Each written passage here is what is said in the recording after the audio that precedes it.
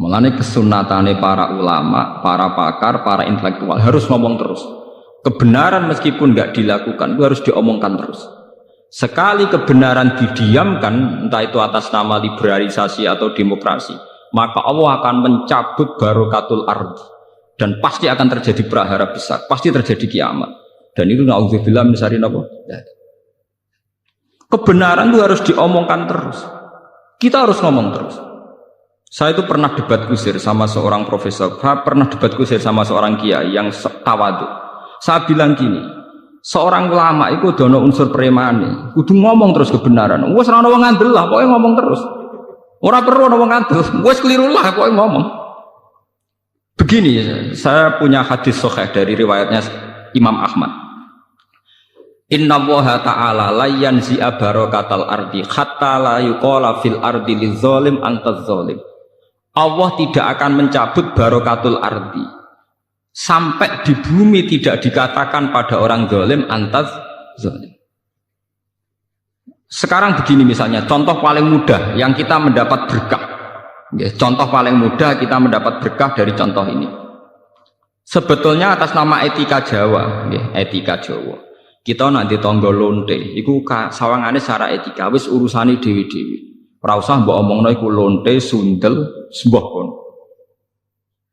Tapi barokahnya kebenaran bahwa orang nakal harus kita katakan sundel lonte. Itu kelontean dan kesundelan akan tabu terus selama orang masih ngomong untuk lonte itu sundel, untuk orang BTS itu lonte atau sundel. Artinya apa? Orang masih jijik atau merendahkan derajat mereka yang berprofesi sebagai lonte atau sundel. Dan ini baik bagi agama, bagi keberlangsungan moral, karena masih ada yang menjijikkan proses-proses yang salah. Meskipun kita sebagai ulama, sebagai tokoh masyarakat, tentu mereka kita kasih ruang taubat, juga kita kasih hak-hak sebagai martabat, sebagai manusia. Tapi kita tetap akan bilang bahwa itu namanya lonte, sundel atau apa. Ini rumah tenan. Sehingga apa? Dengan posisi masyarakat yang merendahkan derajat atau yang berprofesi lonte, orang inginnya itu dagang secara baik-baik, orang inginnya jadi PNS secara baik-baik, orang inginnya dapat uang lewat ternak secara baik-baik, karena mereka tidak mau resiko ngambil profesi cari uang yang resiko dihujat masyarakat. Baik. Bayangkan nanti mungkin di era anak cucu kita, orang yang lonte, yang sundel dibahasakan itu hak asasi. Sehingga orang mungkin generasi anak cucu kita sudah tidak ada istilah lonte sundel. Setiap perilaku sosial dianggap hak asasi. Dan itu awal dari tidak ada agama. Awal dari tidak ada agama. Karena kemudian sing ternak ya hak asasi, sing lonte dianggap hak. Itu bahaya sekali bagi keberlangsungan agama dan moral. Dan negara juga nanti repot. Artinya apa? Sebetulnya sifat-sifat anarkis masyarakat, anarkis dengan tanda kutip, anarkis terutama dalam perkataan, maling darani maling, lonte darani lonte, itu menolong agama. Karena dengan stigma, dengan pelakupan masyarakat sing jelek, perilaku ini terdianggap jijik. Dengan dianggap jijik, agama bisa jalan. Artinya bisa jalan ya. Karena si A yang lonte itu dihujat masyarakat, yang lain-lain nggak pernah ingin cita-cita jadi lonte. Sehingga masyarakat akan, bahkan mungkin anaknya lonte sendiri, karena tahu nasib ibunya dihujat, juga bercita-cita tidak jadi lonte. Coba kalau tidak mendapat hukuman dari masyarakat, ibuku begitu juga tidak ada apa-apa. Paham ya? Makanya lonte dan apa akan subur di masyarakat yang sudah tidak peduli dengan nilai-nilai ini. Misalnya di kota-kota besar atau di kawasan lonte. Karena sesama lonte saling tidak mengatakan tabu. Makanya aman. Dari itu kalau terkenang hadis riwayat Ahmad, Allah tidak mencabut barokatul ardi sehingga orang-orang zalim tidak dikatakan antas. Itu bahaya sekali kalau kita sudah tidak peduli terhadap itu. Nah, risalahnya Allah kepada Nabi Muhammad itu sing penting bahwa benar dikatakan benar, salah dikatakan salah. Tidak harus gol, tidak harus apa? Gol. Misalnya begini, saya sebagai ulama akan ngomong terus kalau riba itu haram, bunga bank itu haram. Meskipun pakar-pakar ekonomi, pakar perbankan akan mengatakan hil sing mustahil sebuah sistem keuangan tanpa nopo? Tanpa nopo? Bunga, tanpa bank. Itu mukhal. Tapi kita sebagai ulama harus ngomong terus, riba itu haram. Saya tuh pernah ketemu sama orang yang membidangi perbankan. Pak Bahak, saya akan ngomong terus kalau bunga itu penting karena itu harga mati dalam sistem perbankan. Ya saya bilang, saya akan ngomong terus kalau riba itu haram sebagai konsekuensi bahwa ulama harus mengatakan kalau riba itu haram. Tapi kan gak realistis, ekonomi itu tidak jalan kalau tidak ada riba. Ya saya bilang, kemelaratan itu akan jalan terus selagi yang kaya masih menghisap yang miskin. Ya itu memang saya akui akibatnya ya begitu ya sama. Artinya ya. Tapi kita akan menjadi bodoh ketika pakar-pakar ekonomi mengatakan tidak ada bunga maka tidak ada perbankan, ekonomi macet. Kita seakan-akan bodoh dan kalah. Sebetulnya mereka yang ngerti kok dengan sistem bunga maka akan terus terjadi penghisapan yang kuat sama yang miskin.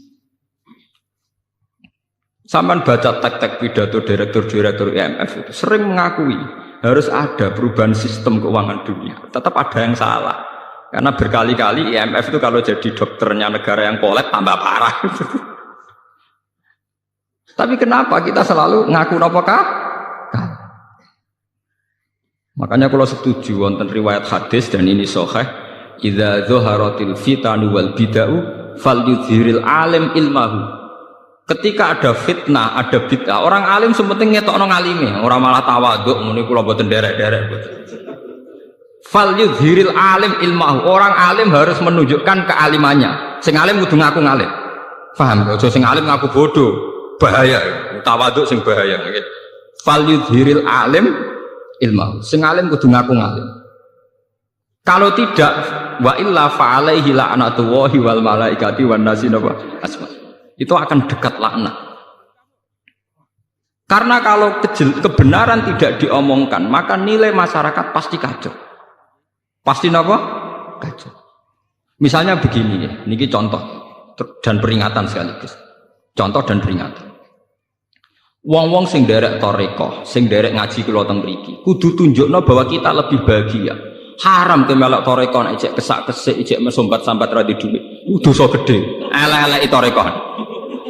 Kowe sing ngaji ning kene kok ora iso seneng yo haram. Elek-eleki wong ngaji. Kula dadi kiai mergo ora entuk gaji tetap kok susah, iku haram. Elek-eleki kiai. Kenapa saya mengatakan demikian? Begini masalahnya, seperti tadi yang dikatakan MC saya berkali-kali ngomong. Orang di kafe cari hiburan itu biar seneng. Orang main gitar di jalan-jalan biar asik. Kebenaran akan kalah saat pelaku kebenaran tidak pernah asik. Sementara pelaku kebatilan enjoy-enjoy saja. Akan menjadi trauma sosial ini. Nanti orang-orang seneng kebatilan, loh aku ning kafe enjoy, kowe melok toreko untuk apa? Harusnya kamu bisa jawab, aku yang untuk asik. Basiku mbek kowe basik endi? Sebab itu orang-orang toreko, orang-orang soleh itu dididik ala bizikrillah ya tatmainnul qulub. Kalau hati mereka bisa tenang pakai gitar, pakai hiburan, kenapa hati kita tidak tenang saat ingat Allah Subhanahu wa ta'ala? Maka susah itu bagian dari keharaman. Termasuk sesuatu sing dina'udzubillahi kanjeng Nabi. Setingkat kekafiran, kemusyrikan dan kemaksiatan. Termasuk susah juga haram. Haram. Nabi itu inna aktsara ma bihi ma yasta'idzu bihi Rasulullah Allahumma inni a'udzubika minal jubni wal kasali wal husni. Jadi susah termasuk tersangka. Sesuatu sing ista'adza minhu Rasulullah sallallahu alaihi wasallam. Ya Allah, saya minta dilindungi dari rasa takut, malas dan rasa apa? Gelisah. Susah kriminal. Piye wae santri mari gak menarik di mata masyarakat. Kiai juga profesi yang tidak menarik cara masyarakat. Masalah pelakunya kita gak enjoy. Kukar kukur gak jelas. Angger ketemu tamu PNS enak ngono jenengan gajine tetap. Kula mboten jelas. Kula mangani wak pitik beda ana manakipan kan siapa yang ingin berprofesi yang nasib percontohannya kayak itu kan. Lho kula nu termasuk kiai sing ora tau susah. Niku akeh sing gawok. Gus jenengan dadi kiai kok powe tetep penang. Oh, wis kula nu malah walian banyak guru-guru yang sowan saya padahal PNS. Gus kula pengen ayam kok jenengan. Padahal mereka digaji tetap lho PNS. Iku sowan kula kepengin ayam kaya kula. Saiki walian kiai pengen ayam kaya napa? PNS. Enak jenengan Pak PNS gaji tetap. Nah kula niku mboten tetap, ngenteni wong mati. Kok kula ndek cerita, bapake niku mudin. Mudin itu tukang rumah wong mati, anake mondok teko. Angger teko tak pondok agak di duit. Itu nggak menjaluk duit, ora ono wong mati.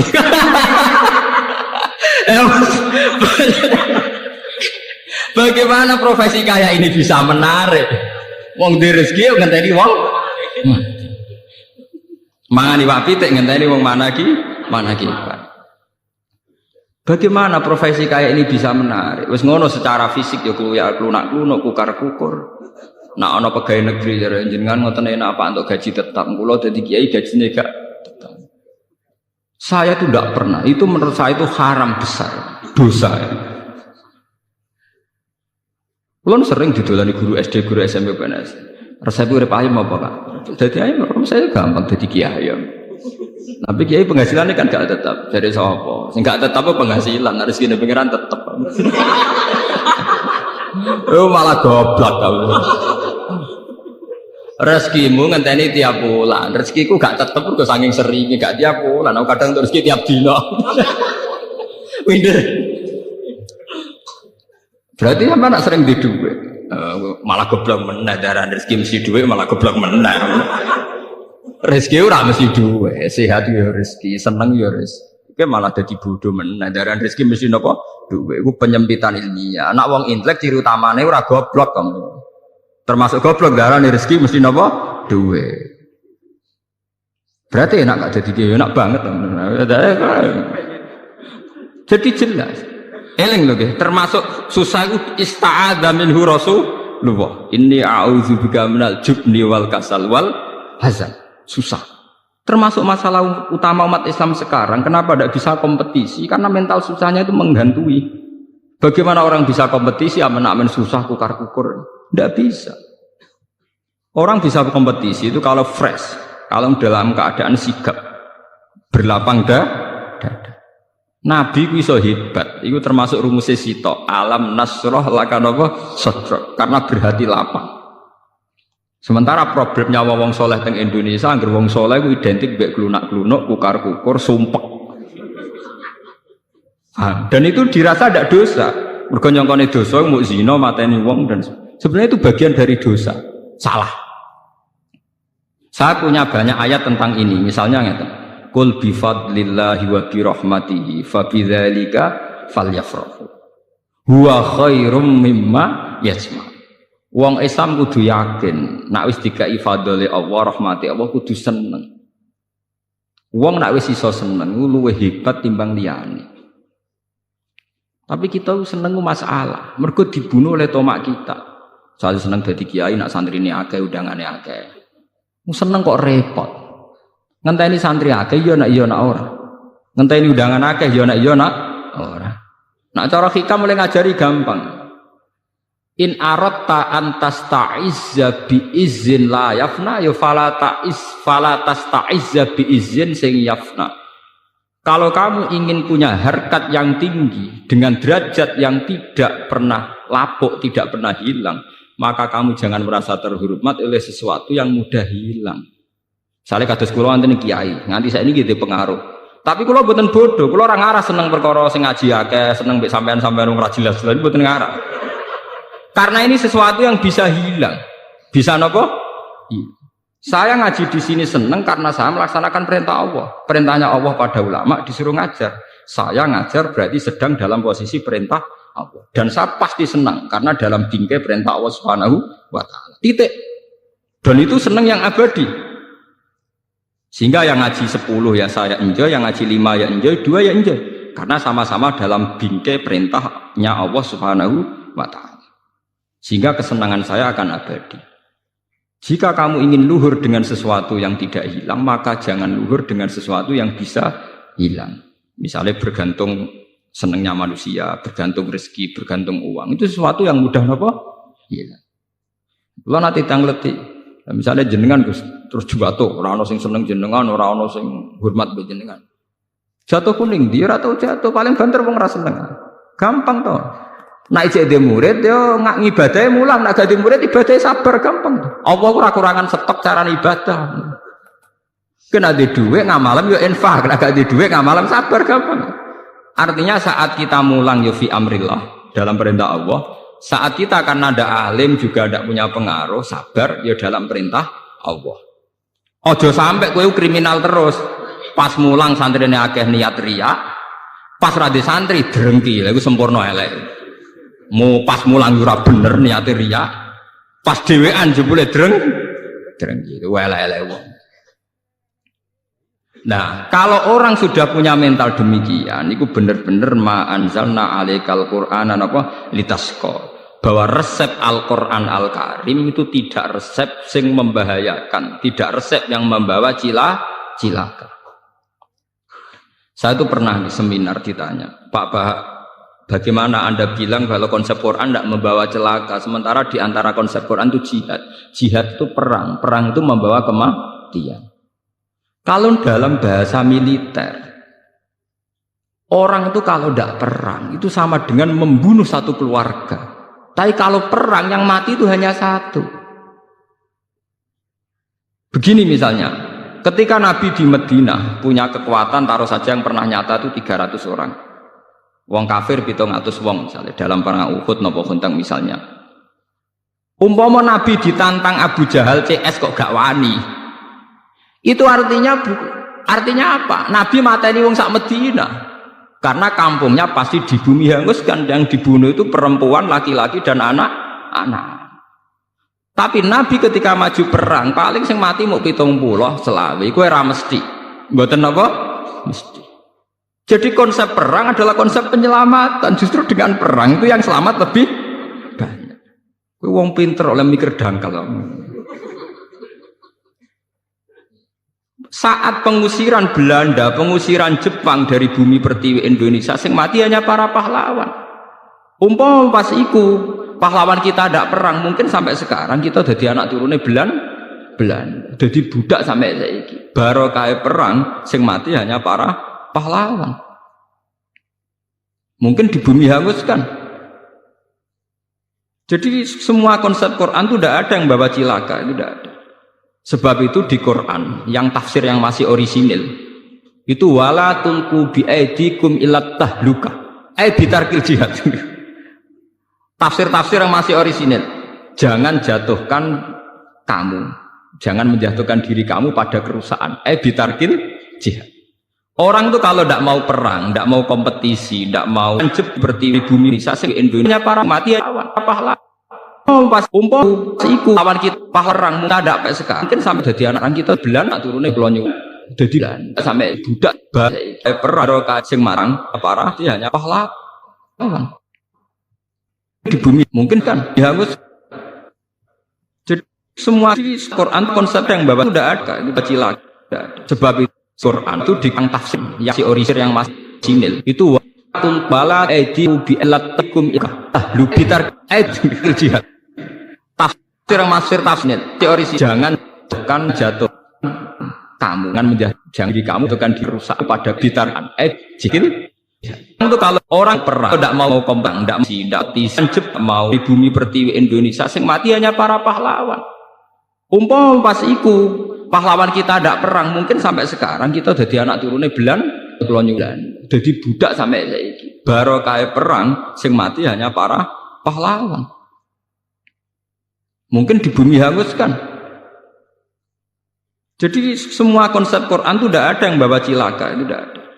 Sebab itu di Quran yang tafsir yang masih orisinil itu wala tulqu bi aidikum ilat tahluka bitarkil jihad.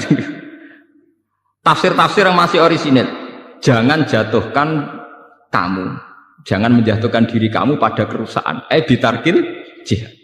Orang itu kalau tidak mau perang, tidak mau kompetisi, tidak mau seperti bumi Indonesia para mati pahlawan. Pas umpam iku lawan kita paherang muda ada sampai sekarang mungkin sampai jadi anak kita Belanda turunnya belonyo jadi sampai budak perang kacing marang parah dia hanya pahlawan di bumi mungkin kan dihangus. Jadi Semua di Quran konsep yang bawa sudah ada, itu cilaka. Sebab itu Quran itu di tafsir yang si orisir yang masih sinil itu waktul bala edi bi elatikum lu bitar jihad. Tafsir yang masih tafsir teori jangan tekan jatuh kamu kan jangan kamu tekan dirusak pada bitarkan jikil. Itu kalau orang perang tidak mau kompang, tidak tisanjep mau di bumi pertiwi Indonesia, sing mati hanya para pahlawan. Umpama pas iku pahlawan kita tidak perang, mungkin sampai sekarang kita jadi anak turunnya Belanda, jadi budak sampai saiki. Barokah perang, sing mati hanya para pahlawan. Mungkin di bumi hanguskan. Jadi semua konsep Quran itu tidak ada yang bawa cilaka, tidak ada.